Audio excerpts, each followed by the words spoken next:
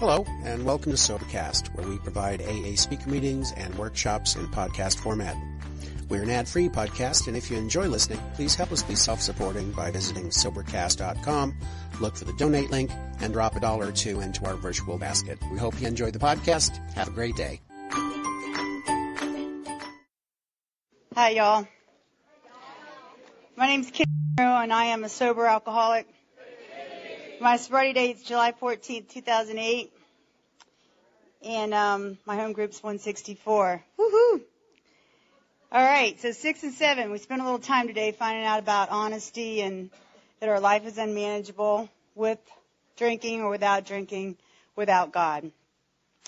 And then in 3, we turn it all over to Him, and 4, we get to look at ourselves and find out what's been causing us all this trouble. And 5, we get to share it with somebody else. So by the time I did that with my sponsor, I looked in the big book, and we have 2 little paragraphs for steps 6 and 7. I was like, woohoo! Let's do those really quick and move on. They can't be that important. I certainly didn't give it a lot of space in the big book. So I was all about getting those steps done quickly and just moving on and letting it be all done, right? Needless to say, that's not exactly why they have those steps in there. But what happened in my life was I did all the steps. I had a complete spiritual awakening during the 5th step. And I did 6 and 7 real quickly. I was ready to let go of it. I just didn't really realize how deep what I had inside me was going to be difficult to let go of. And what that means by that is my character defects run deep within me. They're rooted deep within me. The selfishness, the inconsideration, the jealousy, the anger, resentment. I wanted to get rid of it, and I wanted it gone quickly because I wanted to be pure as the driven snow. But that's not how God worked in my life. If we allow it to, step 6, which reads, we're entirely ready to have God remove all these defects of character. Entirely meaning completely. If we allow it to, step 6 will teach us the following. This is my experience. It might have taught you more. It might have taught you less, but this is where I am currently in my life. The principle behind step 6 is willingness, and it certainly teaches us that. So, it's also taught me to ask God, to become willing, to continue to look at my character defects, work closer with my sponsor, work closer with all of you.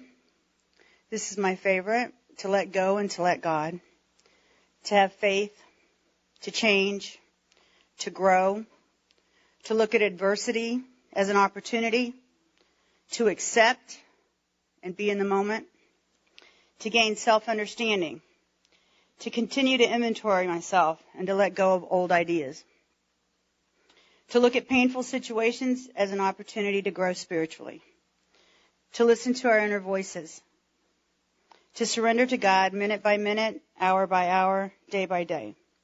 And it allows us to ask ourselves questions while asking God for help. I thought that, I worked all the steps and I would be like all spiritually fit and everything would be great. I wouldn't be restless, irritable, and discontent ever again, like it talks about in the doctor's opinion. But I quickly became restless, irritable, and discontent. I was doing all the steps, but I really wasn't doing all of them, obviously, because I became restless, irritable, and discontent. And it came clear to me really quickly that I had shortcomings, I had faults about me, I had more wrongs I had to look about. Just like character defects. It just kept coming up. And on page 76 in our big book, it says that they are objectionable. So to have them means that I'm not of service to God with these kind of character defects going on in my life. It's about me being willing to be of maximum service to God and to be a program of attraction, me as an individual. As a unit of AA, to be attractive, I have to get rid of these character defects within me in order for people to want to work with me. So if I'm walking around angry or jealous or feeling resentment towards others, nobody's really going to want to work with me. So I really feel that it's important that these steps be put into my life on a daily basis. At first I thought they were just steps, but then I realized I had to apply them to my life. And when I took the black words off the white paper that Dan was talking about, and I started applying it to my life, things started to change. Every day I live in 6 and 7. I mean, at night we have all the other steps that we'll talk about later on this afternoon, and in the morning our review and so forth. But for me, steps 6 and 7 work like this. On page 76, it says we become willing, or we can become willing. Now, how do we become willing? For me, it worked like this. I would get into so much pain and frustration or irritability, or I'd be running the show to such an extreme degree that I would absolutely have to ask God for help. Over and over and over again. I'm going to give you a couple little examples just so you can kind of look at it in your own life. And we don't all have the same problems or to the same degrees, but one of mine was jealousy, and it was a deep-seated thing from childhood, as most of my issues are, I'm finding. But it started to become painful to me and painful to other people in my life, and my relationships were not healthy because of it. And everything I did, I was comparing me to you and you to you, and it was really exhausting, actually, as John had said earlier, how exhausting some of this stuff can be. But I prayed about it. I talked to my sponsor about it. I started reading about it. I went on the internet about it. I mean, I wanted to get rid of this. I became entirely ready, completely ready to have God take that from me. And I spoke to a couple of women in the program, and it was interesting because, they were married. They didn't seem like they were jealous people, but they had all gone through it. And in so doing it, so like living through their experience, this one girl said, I don't know what happened. It's just that one day it went away. And that's how step 6 works for me. It's that I ask God, tells me to do that on page 76. I become willing to ask him, and then eventually it just goes away. Over and over again that happened. Another thing that happened to me was that I was in a relationship, a boy-girl kind of relationship, and I had painted this real pretty picture about what I wanted it to look like. I don't know if any of y'all do that, but I don't.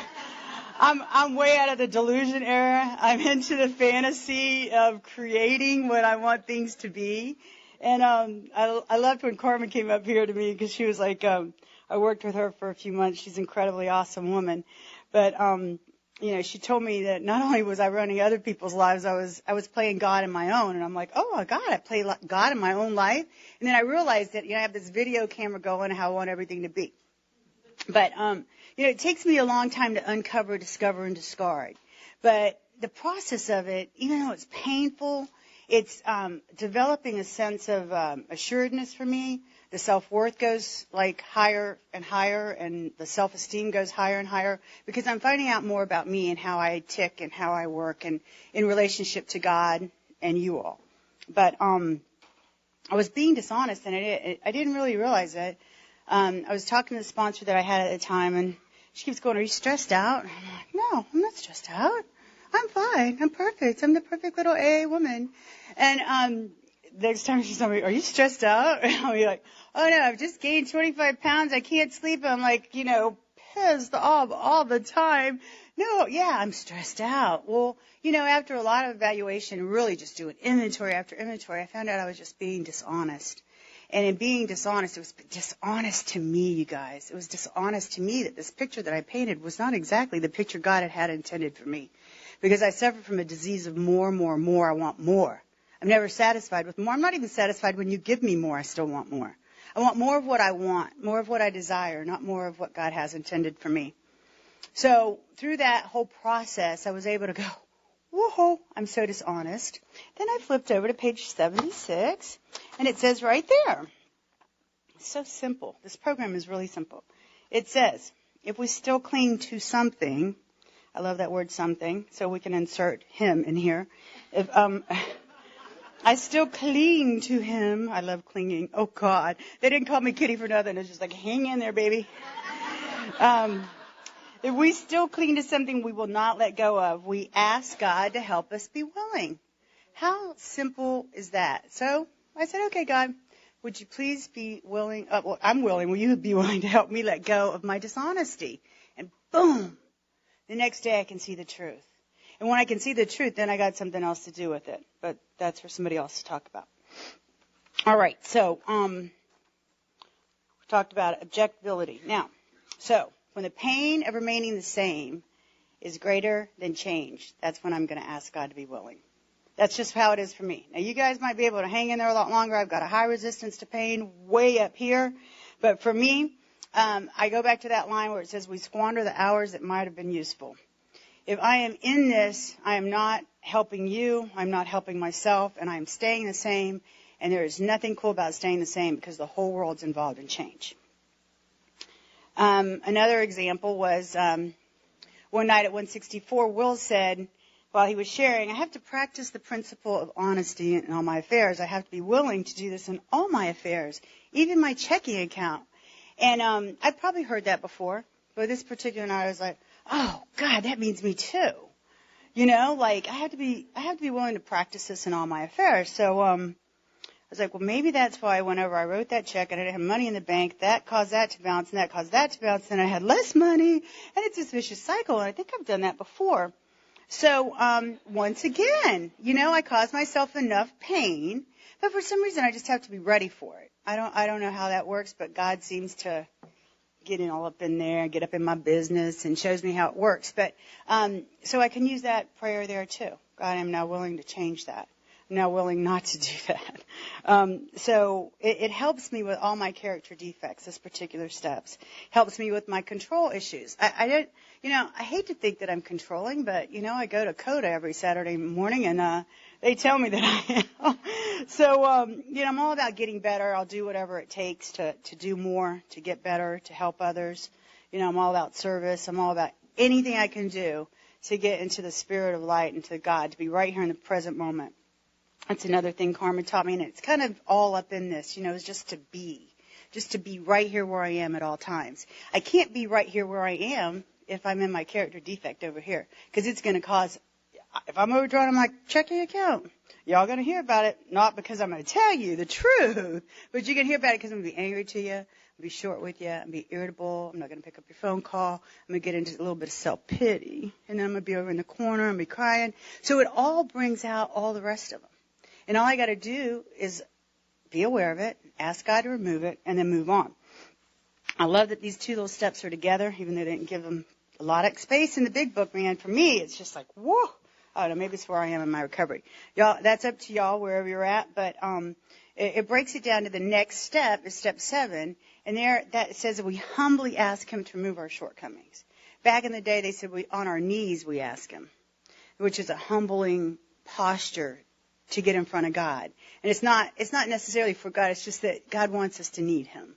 And I want to break down that prayer, and then we'll say it at the end here, and then I want to read something to y'all. Good thing I can't see the clock, and I got those numbers out there, Nicole, because y'all on that little chip thing went into my time. Okay. That's all right. I'm about sharing here. Okay. So it says, my Creator, I am now willing that you should have all of me. Interesting. All of me. Like, you know how we like to keep a little bit over here? Oh, not about that little affair I'm having, God, or, you know, that little lying and cheating I've been doing over here, or that, you know, I'm isolating, but all of me. God wants to use all of me, good and bad. And Luann and I were talking at the break how God can use some of my defects of character to help other people. And she was newly sober. We were at a meeting. They needed a chairperson, and I'm all energetic about, yeah, let's do AA. And nobody would raise their hands, and I go, well, Luann will do it. And she wasn't my sponsee, by the way.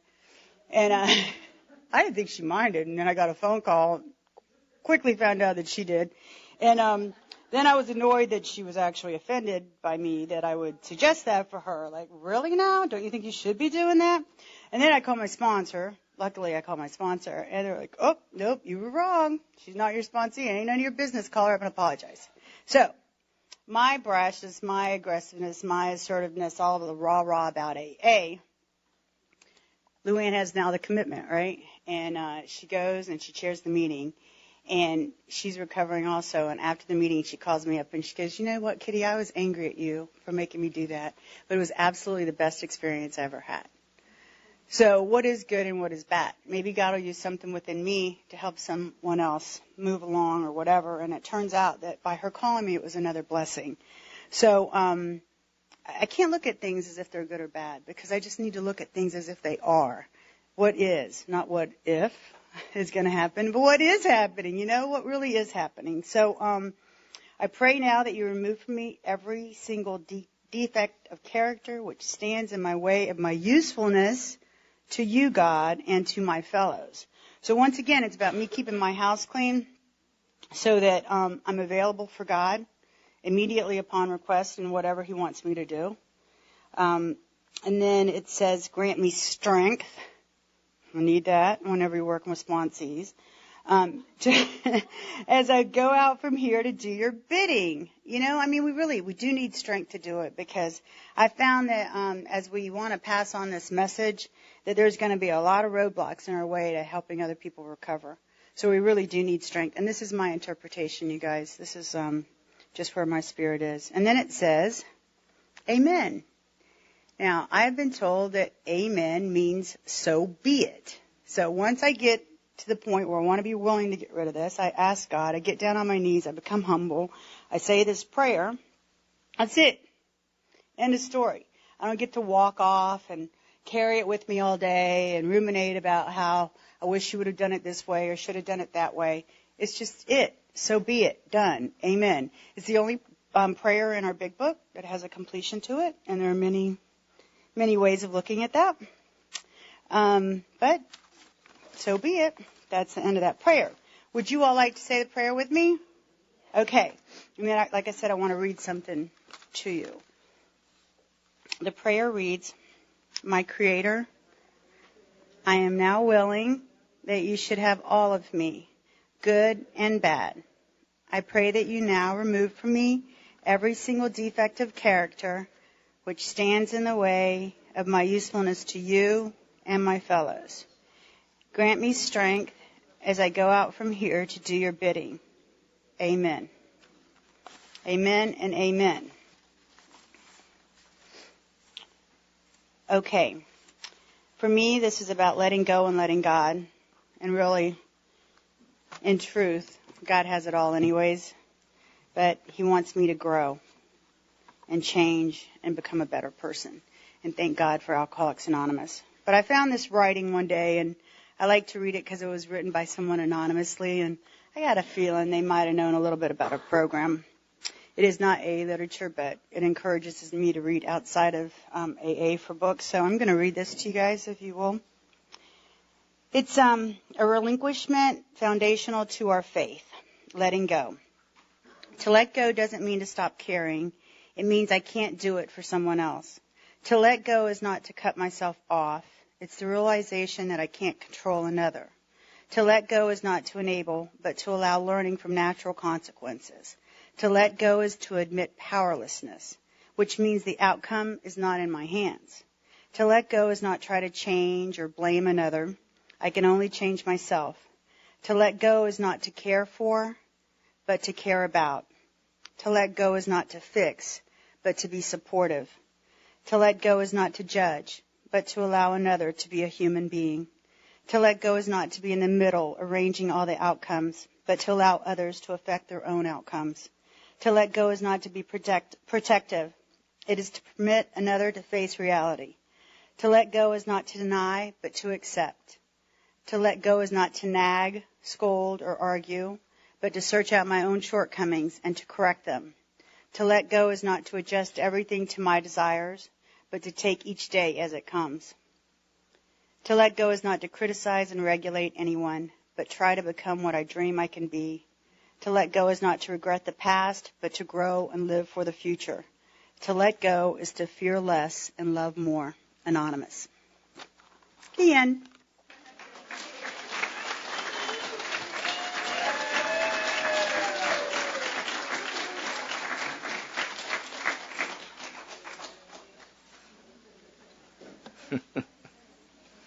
That was perfect. Sorry, that was bad. Meow. Awesome. Thank you so much, Kitty. Well, we next launch into some more action here. We're into some action. The next speaker is something special to me. I think she's absolutely awesome. That's the best way I can put it. I haven't known her very long, but in the time that I've known her, I can say that it's been an experience. She's very caring. She's loving. She lives this program. has some unique perspectives. But you know what? In all the way we work at it, it all seems to make sense. And with that, I introduce Miss Ruthie.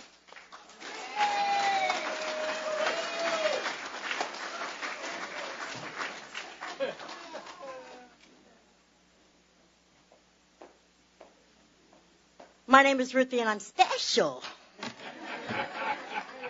I'm an alcoholic, I'm a woman, I'm Hispanic, and I'm a lesbian. There you go. That classifies half of me. You know, when I first got into the program, I have to admit that there was certainly a lot of stuff I needed to look at. And how do you go about really looking at yourself?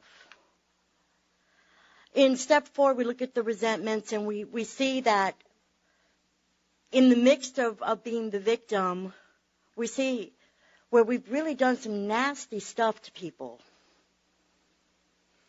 And we talk to another person about it. We ask God to humbly forgive us for our shortcomings, take them away. For me, it's forgiveness. And now step 8 says we make a list of these people that we have harmed, and we became willing to make amends to them all. The list should, if you thoroughly did your 4th step, you should have a list of names. For me, it was institutions because I was a thief, and I would go shopping periodically without permission and without a bankroll. I was not a saint. People, places, and sometimes belief systems. Religion, for one. I hated religion. I hated anyone that talked about religion. You had a label. Like I'm a lesbian. Well, you had a label too. It wasn't nice. So I listed all this stuff on a sheet of paper like I'm supposed to do. And I always tell my sponsees that these are the last action steps you do before the promises are fulfilled. And we're going to read those promises at the end together if we have to. But if not, I'll just read them to you. But step 8 to me was the beginning of the end of isolation. Isolation because to me, I have still remorse and guilt over the people that I've harmed. And I still, I'm reminded that I still could not look at you eye to eye. Because though I told somebody that I trusted my stuff, I still wasn't completely clean. And I needed to shed. And this is what 8 gives me the list and the preparation so that I can get into 9 and actually do those direct amends, so that I could begin to look at you eye to eye as a whole woman with no remorse, no guilt, no resentment. That's pretty cool and very powerful. So for me, all these steps are getting me closer to God. It's chipping away at that self-seeking, self-centered individual, which I was, and chipping it away so that I can get closer to do God's work, the sunlight of the Spirit. And I love that because it's what I believe today, that anything I do is a direct result of my faith and my belief in the God of my understanding. And in the beginning, it was my sponsor. She was a very powerful person in my life, and so she should have been. So I make this list, and harm to me is a result of instincts gone wrong. And how did I hurt you physically? How did I hurt you mentally, emotionally? And how did I hurt you spiritually? How did I do this? These are the things I need to look at before I get ready to look at you face to face and say what I need to say. I need to prepare myself. So the hardest thing for me to look at was in the big book on page 76, it talks about we found that others retaliated for something that I had originally done.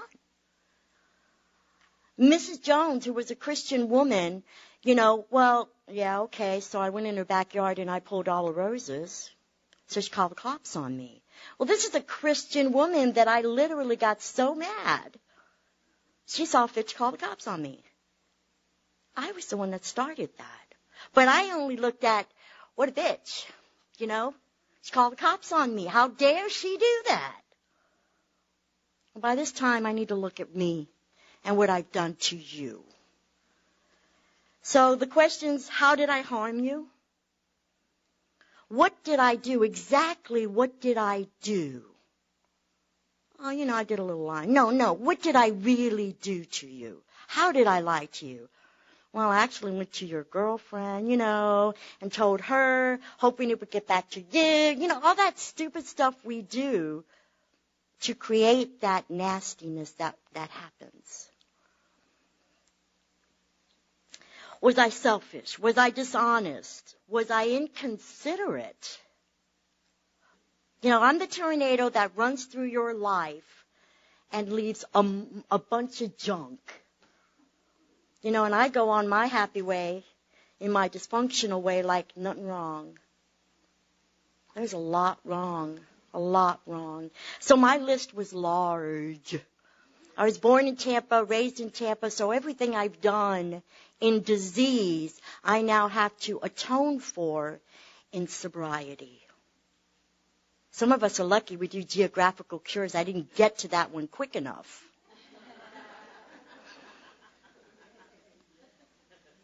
So the willingness is what sets me free. And I pray for the willingness until it comes.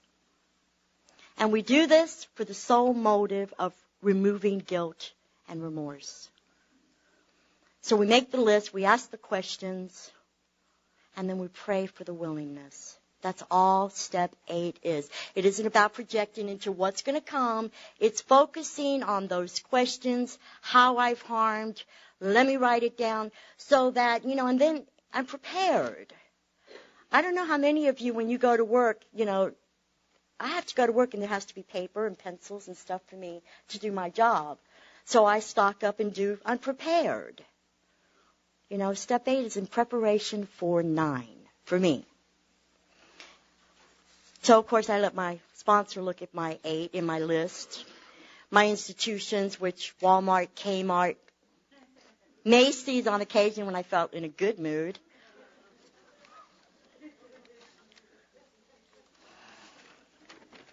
Moms, dads, friends. The addict is the worst person when something is missing. And the alcoholic will say, I didn't do it. The addict will help you look for it.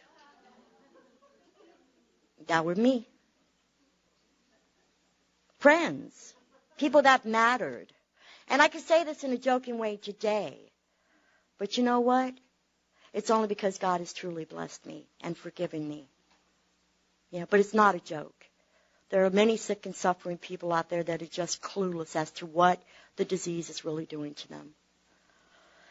So, I'm going to let go of step 8 and go to step 9 because that's it for step 8. If it doesn't please you, then get with your sponsor, and I'm sure she'll help you go deeper into step 8. But it's my stuff, and this is what I got. Step 9 is to make direct amends to such people wherever possible, except to do so would injure them or others. Direct amends. Toby, face to face, eye to eye. Direct amends. This doesn't say mail a letter to your mommy and daddy and say, oh, I've done all this crap to you and please forgive me. That is not step 9. Step 9 is standing in your truth humbly to another human being and saying, you know what? This is what I've done. And when to do so would not injure them or others. That means that when I look at you and say, Toby, when we were married, I cheated on you a lot with Mary Jo, Mary Beth, Mary Ann, all your coworkers. Oh, and by the way, I'm a lesbian. That is not a 9th step amends. He's there with his heart on his sleeve wondering, what the hell was I married to? And what about my friends? How could they do that to me and sleep with my ex-wife? I've heard him just to feel good. That is not a 9th step. And I caution you, man, do not do a 9th step amends unless you've talked to your sponsor, because you know what? He or she will know the truth. my magical mind left to its own devices will still self-destruct and hurt people. Don't do it. So face to face. The big book says on page 83, or actually the 12 and 12 does, that good judgment, a careful sense of timing, courage, and prudence, these are the qualities we shall need when we take step 9. Y'all know what those words mean? Yeah? Good judgment? Really? You know what it means? I didn't. I didn't know what good judgment was. You know, I could judge what you were wearing, and if you were wearing, like, name brands, I knew you had some money. That was how I judged people. Good judgment comes from a sponsor. Ask the questions, what is good judgment? She'll tell you. And believe her, because that's why you have her or him. They're there to guide you through those things. A sense of timing. I am not going to go to a funeral and dump on my auntie who's just lost her husband and say, by the way, we need to talk. I need to do a 9th step with you, please. Timing is everything. Wherever possible, it doesn't say whenever possible. If it said whenever possible, I would never do it. It says wherever possible. Some of the people that I harmed are now gone. But I wanted that relief that I got with the people that I did a face-to-face with, because trust me, when you do it and you stand with your God right next to you and you are genuine in your presentation to this person, the freedom you're going to get is, I can't put it to words. I really can't.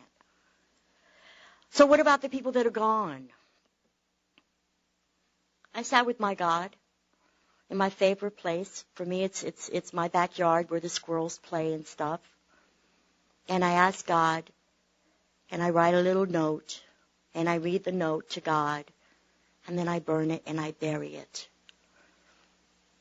That's what I do.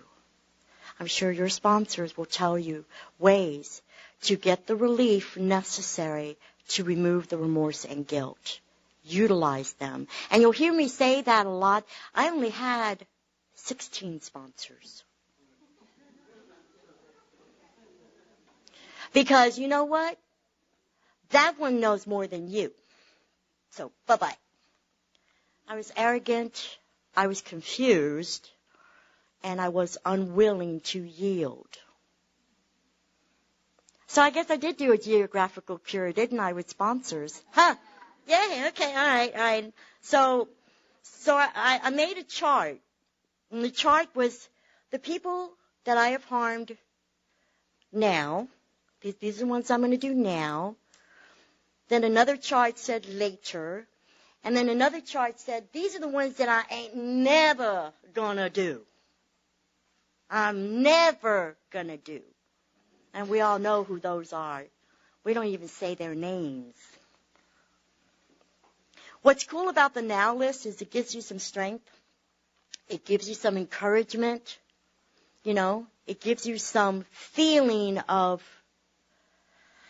liberation. So the later list doesn't look so much later. You know what I'm saying? But I start with a now, later, and never, ever will do it. And what's good about this is there's no time limit. You have as long as you want to do, as long as you remain willing to do it. You can take as long as you want. I've never met a sponsor to tell me you have exactly 4 months and 2 days to complete your 9th step. And anyone that does that to you, do a geographical cure. Run.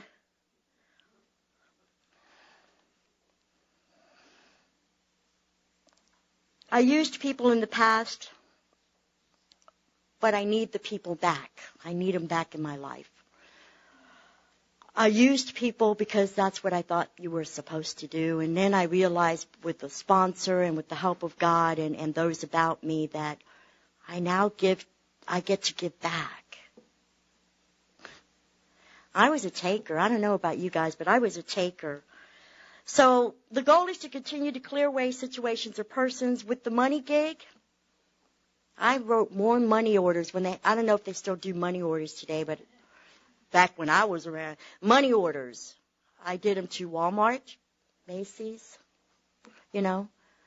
institutions that I took money from, anonymous money orders. I don't know what the hell they did with the money. It doesn't matter. It was a way for me to clean up my creditors. And if you don't think they catch up to you, I went to open up my first savings account at a bank, which will remain nameless. And I went in there with $500. I was so proud. First time I had ever saved money. And I go inside, and the manager comes to the desk and says, Miss Rosello, will you please come into my office?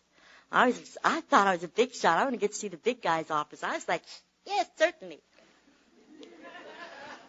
I thought they were going to give me a toaster, something. What they gave me was an ultimatum. Miss Rosello, in such and such a year, you took your account and spent such and such an amount. I was cracking my brains out. And like an idiot, I used my own checking account. Shut up. So I had to pay this money back or go to jail. And I was like, did I have a choice? Really? I would love to say that I made the God choice and said, oh, I'm so sorry. Of course I want to pay this back. I said, can you just take half? They wanted it all. And so for 3 or 4 months after that, I paid the balance owed back. And I did it with a resentment that went well beyond any resentment you could ever imagine. But when it was all said and done, I could breathe. I don't know. I mean, have you ever hurt somebody so bad that when you see them, you stop breathing? You can't look at them?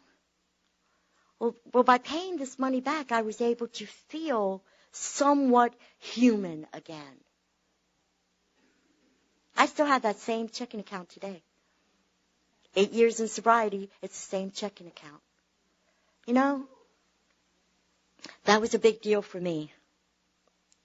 It's a big deal to me. So we repair financial amends. We repair spiritually, physical, and emotional amends.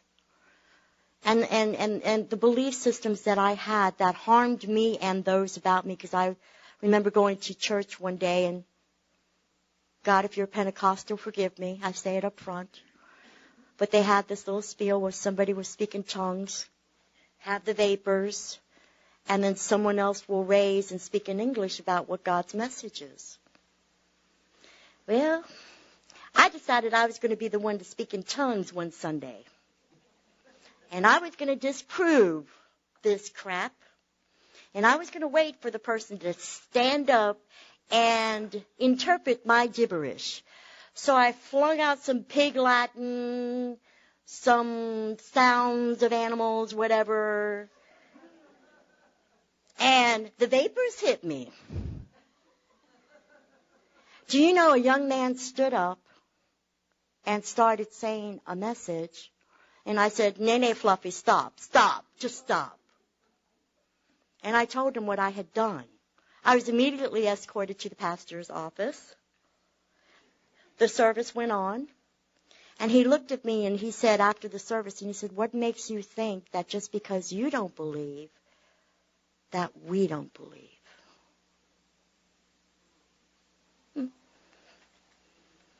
I made my amends to, wonderful thing about AA is you can believe whatever you want to believe. And you can believe it with all your might. I love that. It doesn't matter what it is, as long as you believe it. And I believe in step 9, liberating me to be able to look at you eye to eye. I believe in step 9 that I was able to begin to stand in my truth, good, bad, or indifferent. I'm whole because of God. So that's my experience, strength, and hope. Thanks.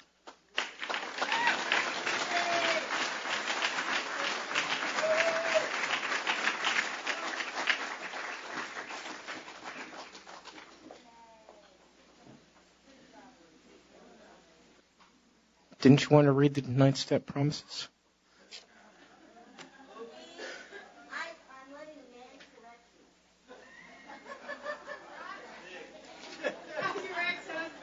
you. You're my ex-husband.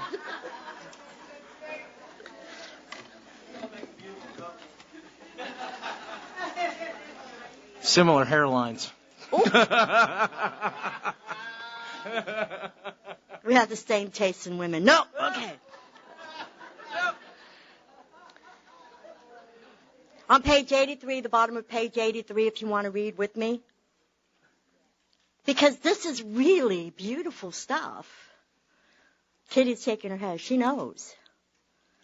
If we are painstaking about this phase of our development, we will be amazed before we are halfway through. We are going to know a new freedom and a new happiness. We will not regret the past, nor wish to shut the door on it. We will comprehend, and we will know peace. No matter how far down the scale we have gone, we will see how our experience can benefit others. That feeling of uselessness and self-pity will disappear. We will lose interest in selfish things and gain interest in our fellows. Self-seeking will slip away. Our whole attitude and outlook upon life will change. Fear of people and of economic insecurity will leave us. We will intuitively know how to handle situations which used to baffle us. We will suddenly realize that God is doing for us what we could not do for ourselves. Are these extravagant promises? We think not. They are being fulfilled sometimes quickly, sometimes slowly. They will always materialize if we work for them. Thank you, Toby. Ruthie B. Ruthie R, actually. I keep wanting to call her Ruthie B. I don't know who that is. That's what it is. She said it, not me. All right. The Alpha Club. Join us for first annual Valentine's Day spaghetti dinner. I don't know if it could be as good as Brett's today. But it's Sunday, February 10th at 4 p.m. on North Hubert Avenue in Tampa.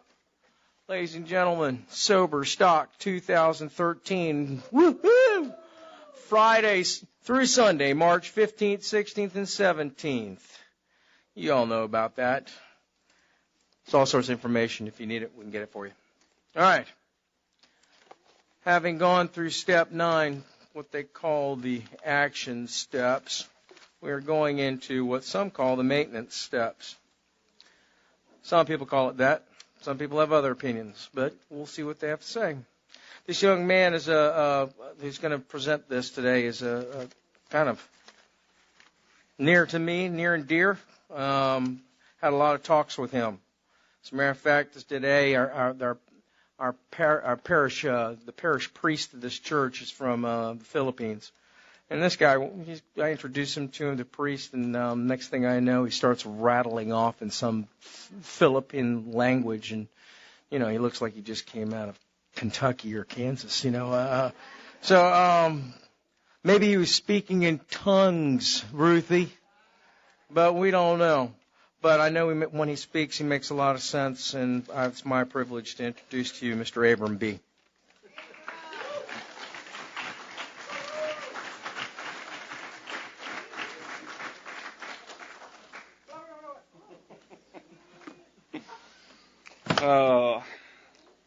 Afternoon. My name is Abram. I'm a recovered alcoholic.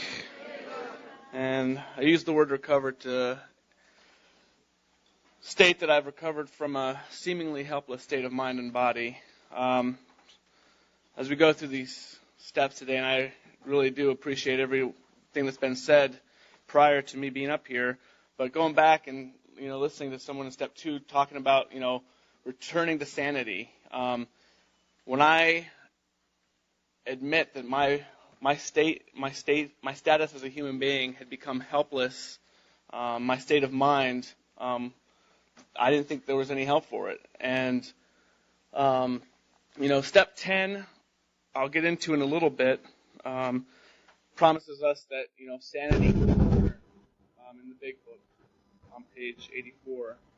But to go back to what developed in my life to lead me to a point where I was seemingly helpless in my mind and in my body, to me was kind of a subconscious mystery. I didn't know why I got to that point. I could look back and point to circumstances in my life revolving around a nomadic family living in different countries, and my parents loved me, but I didn't really. I took it for granted. Circumstances that occurred in my life were the same circumstances that my sister went through. She doesn't have a problem with alcohol, and so why is that? I think I look back at what Lee was talking about as to this having this allergy, having this perpetual motivation to create chaos in my life. And I don't understand it, but given I can go through the same circumstances as someone else, and I can view it totally different and respond to it totally different, play the victim, and create secrets and create lies revolving around that. I appreciate what Ruthie was just talking about just the chaos that we do create, the cyclone of our activities that just leaves wreckage in our past. And that's just the way my mind works. I want to hide. I want to lie.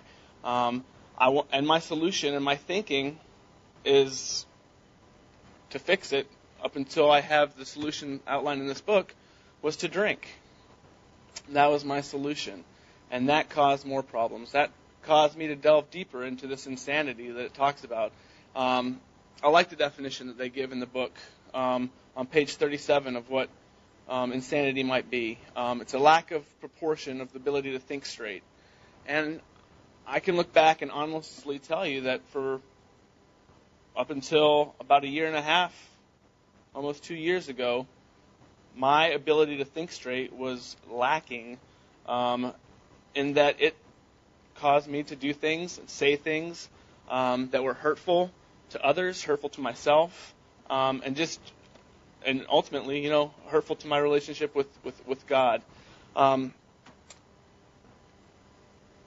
want to point out, going through these steps is, the most important thing anyone can do for their recovery. I really appreciate having that time that we had to just denote the clean time that people have, from going from 30 days to 30 years, just what that entails. And, if I can give any message to anyone that's here, that hasn't gone through the steps, it's, get a sponsor that you can identify with, that you can feel comfortable with, and more importantly, a sponsor that will take you through the steps.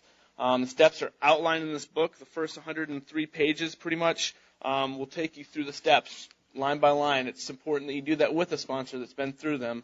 I went through this program as a 21-year-old without a sponsor, and I had 7 years of not drinking time, but that was insufficient. There's something about the way my mind works, and I believe it's the alcoholic mind works, that there really is only this one solution that I'm familiar with. It's not just a theory in my mind. It's based on the experience that I've heard in these rooms. I can argue against theories and I can debate against ideas, but I can't really debate against experience, because experience actually happens. It's the facts. It's the facts about what happens to other people when they go through these steps. So I have this lack of proportion of the ability to think straight. I have this seemingly helpless mind and body that has led me to this point where I'm insane. I'm causing myself. I'm doing the same things again and again, as Albert Einstein says. Expecting different results. And so what do I have to do to change that? What is the solution other than alcohol? Because that was the easy solution. That was the granted, I can do that anytime. Well, the solution starts in these steps. And getting to step 10, it says it suggests we continue to take personal inventory. And this book goes back and forth between telling you that these are suggestions and these are musts. And to me, it doesn't. They're both the same. It's a suggestion, like suggesting that you pull your ripcord when you jump out of an airplane with a parachute. But in my mind, they're musts. I mean, there's things that I have to do. And so up until this point, we've cleaned house, we've talked with our sponsor, we're developing this relationship with this higher power. Whether or not we believe it at this point, I think is different for other people. But the promise that I get from Step 10 is that sanity will return, and that I am responsible to stop fighting. I am responsible to start taking action, continuing to take action in maintaining this what I've gained up to this point. I look around and today's a special day in Tampa, I guess. A lot of people are, down Gasparilla. I've never been. I hear it's a hoot, if you're into that kind of thing.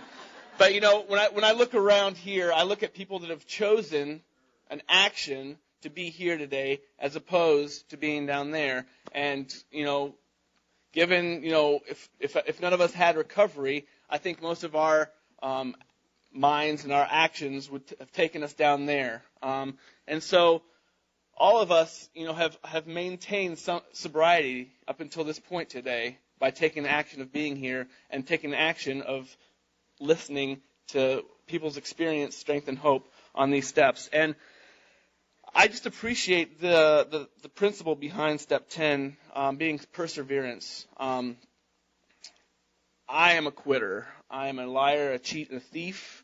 I do not like to do things consistently, left to my own devices. I guess I did consistently drink and cause problems, but when it came to responsible activities, I was a quitter. Sports teams, wasn't going my way, I'm done. Relationships, you offended me, I'm hurt. Let's get through with it. Why continue something that I don't want to do? Perseverance is a hard principle for me to grasp. And I think it's daunting for anyone to think of, living the rest of their life in recovery. But that's not what this book and that's not what these spiritual principles teach us. They tell us to take it one day at a time. And I can wrap my head around that. And I can wrap my head around taking action today to get out of the way of God. Step 10 here on it starts right halfway down page 84 in the big book and continues down to 85. It continues actually after what Ruthie had prayed, they will materialize if we work for them. And then this thought brings us to Step 10. I found that as I got to this point, I didn't really know what was going on. I'd like to sit here and tell you that I had it all figured out and that, these steps just made sense in my mind. I was just going on what my sponsor was telling me, and I was just putting one foot in front of the other. That's all I could really wrap my head around. I'm by nature hard-headed, stubborn, like to overanalyze everything. This time around, I was pretty much beaten down to the point where I was just willing to take suggestions. And getting to this point, I didn't really notice this obsession leaving me. Talks about alcohol as being this obsession and this craving that we have. I didn't know, I can't pinpoint when this happened, but I can pinpoint the suggestion that my sponsor gave me to start reading these pages, page 84, 85, 86, 87, 88, every day, and to start incorporating new actions into my life. And by doing things differently, by acting differently, my thinking changed. I can sit here and think all day, but unless I actually put one foot in front of the other, my thinking is not going to change. And that's the whole goal of this. That's what it was outlined for me, is that, the goal of going through the steps is to have a change in my psyche, a change in the way I think, the way I perceive things, and create new avenues of ways to live. I mentioned earlier that I had recovered. It says here in Step 10 that we were never cured of alcoholism, and I never claimed that. But we are led to a point where, my lack of proportion of the ability to think straight, my seemingly helpless state of mind and body has changed. I no longer am that victim. I no longer have to fight each day wondering how I'm going to, make it through the day without just, hurting someone or hurting myself.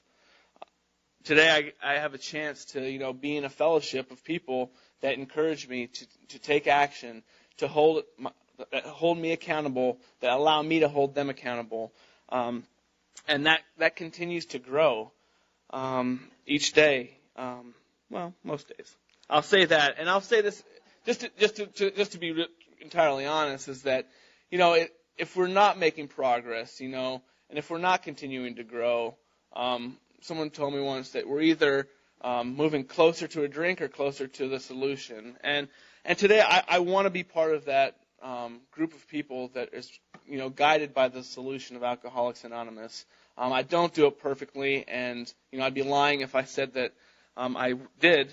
I do, to the best of my ability, wake up each day thankful that I'm alive. I've had the privilege of sponsoring others and to see the change in their life. And step 10, when we get to it, is something that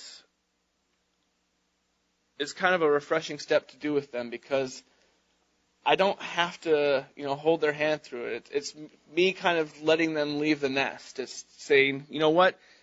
This is what you've been given, so far. Let's go ahead. You're responsible for taking these steps to enlarge your spiritual life. And it calls us to stay in fit spiritual condition. The actions that we take each day is like exercise. We're gearing up for the next day by the actions that we take today. That's just the nature of doing exercise. Staying fit. Runners and triathlons. They work out, they exercise so that they can prepare themselves for the race. And the same ways we're called to maintain our spiritual conditioning. The suggestions that were handed down to me, and in this book, it's pretty clear what we're called to do, what kind of actions to take. Yes, the concept of a higher power is ambiguous and is different for each of us. I don't claim to have a corner on my perspective of a higher power, but there are some principles we live by that we are given in this book that make things pretty easy in terms of when I ask myself, how do I live? Going through these steps, I learned a lot about myself. Biggest lesson I think I learned about myself is that I didn't really know who I was. And I was given the opportunity to be reborn. Someone had mentioned that earlier. And so how now do I live? That's the big question. I think that's been studied throughout the ages. What are the actions that we should take today that are beneficial, that are going to continue to keep us on this course? And this book tells us pretty much word for word in black and white what to do. Every day is a day when we must carry the vision of God's will into all our activities. In step 3, we give our will to God in that prayer, and God gives it back to us here in step 10. It says He teaches us. Well, it doesn't say this. It says, "How can I best serve Thee? Thy will, not mine, be done. These are the thoughts which must go with us constantly. We can exercise our willpower along this line all we wish. It is the proper use of the will." So I am able to use my will only if it's God's will, only if my intention and my motive is to serve God and be in His will. It's kind of a paradoxical situation, but for me, in my experience, and you can argue with the theory, but my experience has shown me that I am a lot happier these days. The actions that I take, in praying those kind of prayers, in using that as my motive for being and for living, has made me genuinely happy. I don't sit. I don't play the victim. My relationships with others are actually lasting. I'm grateful that I have, loving relationships today. And that's not something that left to my own devices, I think I wouldn't be in this place. I think left to my own devices. With this disease of alcoholism, I think, the book promises we're going to die, basically. If we don't do this stuff, we're going to die. It's a little bit morbid, but that's the reality, is that each day we have the option of how to be and how to act. Step 4 talks about, we continue to do this. We want to keep our house clean and avoid selfishness, dishonesty, resentment, and fear. And step 10 is kind of a mini 4-step that we get to do each day. I know some sponsors like their sponsees to write it down every night and have a notebook, and that's not my experience. My experience was, hey, just get right. I wasn't told that. I was told, to just continue to do the things like pray. At the end of the day, look back. And the funny thing is, well, it's not really that funny, but the reality was the more I did that, the shorter the list became, of things that I did that were wrong. The less pain I experienced. Kitty was talking about having just this high threshold for pain, and I can identify with that. I'm great at inflicting and accepting pain in my life. But my threshold for pain is decreasing, and that's as a result of my actions along these steps. Along step 10 is the more that I do it, the less I'm tolerant of pain. If there's something in my life that is not right, I don't wait till it hurts that much. I address it, I address it as quickly as possible so that I don't have to sit there at night and, dwell on these things, keep myself up, and regret things all the time. So that's my experience with step 10. It says that by doing these things, we receive inspiration and direction. I might not always know what the best course of action is, but I know that if I can pray at any moment, and I might still have some confusion as to how to be, but I will, by giving my will up, there's really not a lot wrong I can do if I'm truly genuine in what I'm in giving my will away. It promises us to some extent we will become God conscious, and we begin to develop this vital sixth sense. And as we continue to grow, and as we continue through these steps, and like Toby was saying, some people call these the maintenance steps. I don't sit. My experience is not that I just, hey, I just need to do 10, 11, 12 each day. It's, I give my will to God as often as I can. That's just step 3. I admit that, if I don't think about alcohol a lot, but when I do, the second thought is usually, wow, that would I'm powerless over it. I would be giving my will to that other higher power that I served for so many years. And I don't want to go down that road today. One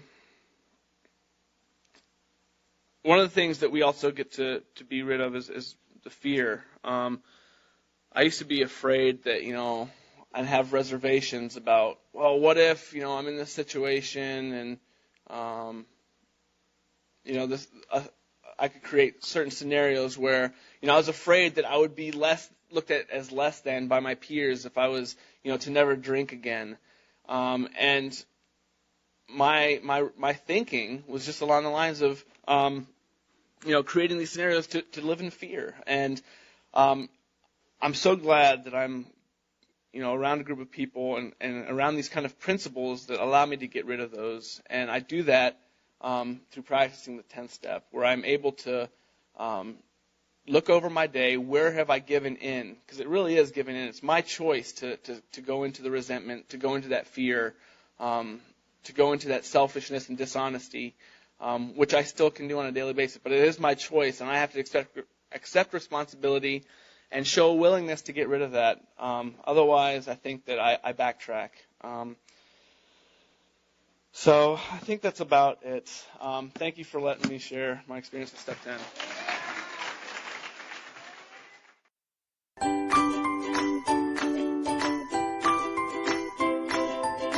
Thanks for listening. I hope you enjoyed the podcast. Sobercast is ad-free, and we'd like your help in order to keep it that way.